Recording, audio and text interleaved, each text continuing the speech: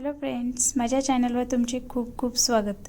जर तुम्ही अजून माझ्या चॅनलला सबस्क्राईब केले नसेल तर नक्की सबस्क्राईब करा, जेणेकरून मी ज्या नवीन नवीन रेसिपीज घेऊन येणार आहेत त्यांचे नोटिफिकेशन तुम्हाला भेटेल। तर आज आपण बनवणार आहोत रवा कोकोनट मोदक। चला तर मग रेसिपीला सुरुवात करूया।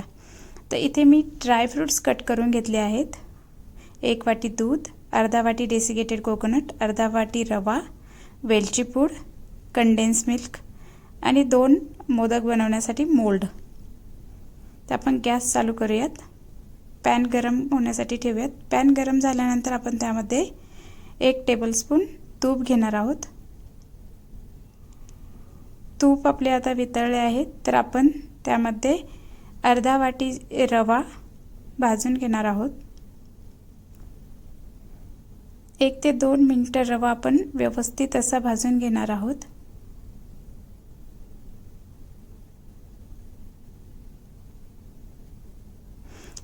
जर तुमच्याकडे कंडेन्स मिल्क नसेल तर तुम्ही शुगर यूज केली तरीही चालेल किंवा गुळाचाही वापर केला तरीही चालेल।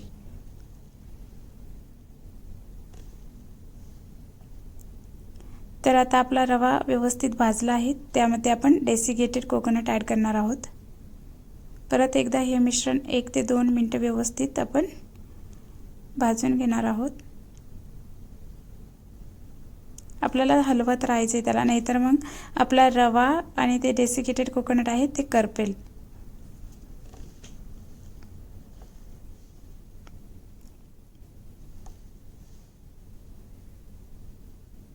ते दोन्ही व्यवस्थित आता आपले भाजले आहेत। त्यानंतर आपण यामध्ये ड्रायफ्रूट्स ॲड करून तेही भाजून घेणार आहोत।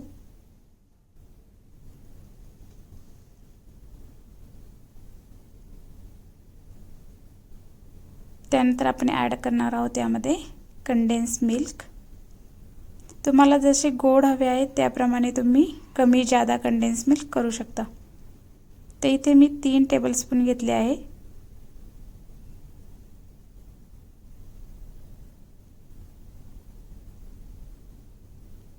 हे सगळं व्यवस्थित मिक्स करून झाल्यानंतर मग आपण यामध्ये दूध ॲड करणार आहोत।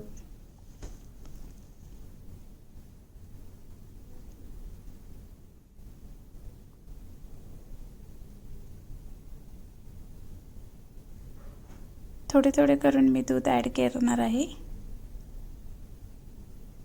जर तुम्हाला वाटलं असेल की अजून आपल्याला दुधाची गरज आहे तर तुम्ही अजूनही यामध्ये दूध ॲड करू शकता।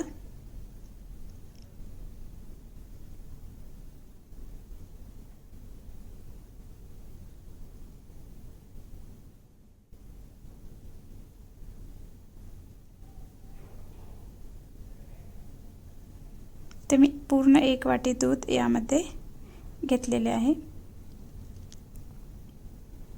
तर 1 ते 2 मिनिटे आपल्याला हे व्यवस्थित शिजून द्यायचं आहे। तर आता आपले मिश्रण हे रेडी होत आले आहे। तर आपण यामध्ये वेलची पूड ॲड करून घेणार आहोत। तुम्ही पाहू शकता मिश्रण हे पॅनला सोडत आहे। तर आता आपण याला थंड झाल्यावर मोदक बनवायला घेऊया। तर सुरुवातीला मी मोदकाचा जो साचा आहे त्याला तूप लावून घेत आहे, जेणेकरून आपण जे मोदक बनवणार आहे तो त्या साच्याला चिटकणार नाही।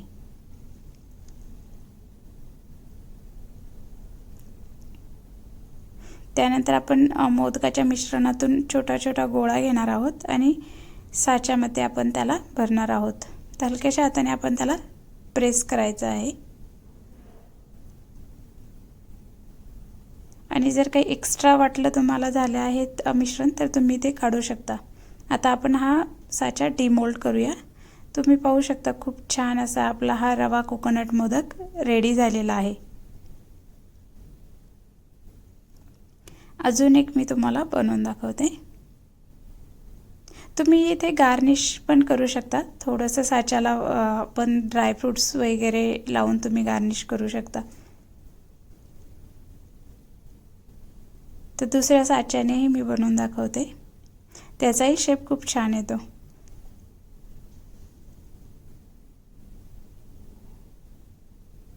खूप छान अशा कळ्या आपल्या मोदकाला दिसत आहेत. तर आपले मोदक हे रेडी झालेले आहेत. तुम्हाला माझी ही रेसिपी कशी वाटली ती मला कमेंटमध्ये नक्की सांगा. आणि अजून जर तुम्ही माझ्या चॅनलला सबस्क्राईब केले नसेल तर नक्की सबस्क्राईब करा आणि ही रेसिपी तुमच्या घरी नक्की ट्राय करा. थँक्यू.